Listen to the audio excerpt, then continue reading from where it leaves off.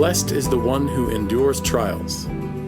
James chapter 1, verse 12.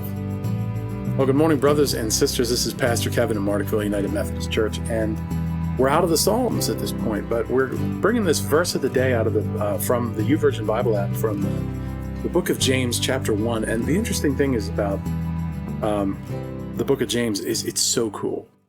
There's so much wrapped up in the book of James. There's how we can approach our faith.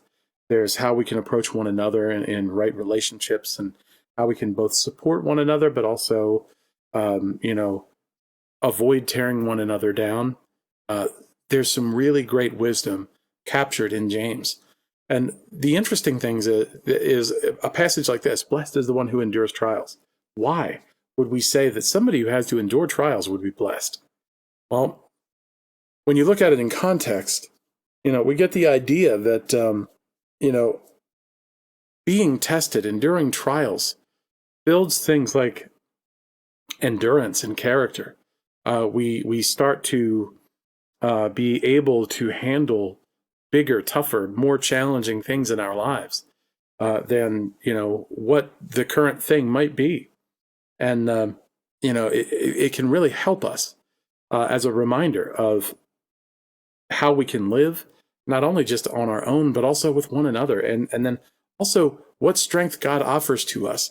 So yes, blessed are those who endure trials, because if we endure trials and we stay faithful to God and He sees us through, that stands not only as a testimony to us of God's power in our lives and like how He's willing to work, but it also stands as a testimony to God's glory for other people who may not believe. I think of some friends of mine who I see deal with struggles and trials seemingly all the time. And certainly over the last year and a half, we've had our fair share as a family too. Like what you can't see right now is that I'm wearing my TENS unit on my shoulder. You might see like the shoulder muscles jerking a little bit. It's because I had a herniated disc in my neck almost a year ago. They wanted to do surgery, and God saw to it that I didn't need it, but I still get symptoms and some soreness from time to time if I'm not careful, and like as a result, there's that. But God saw me through that. And while I felt immensely broken and hopeless during that time, coming through that, it stands as such a testimony, not only to me of like, one, how momentary that struggle was in my life. It wasn't insignificant, but it was momentary.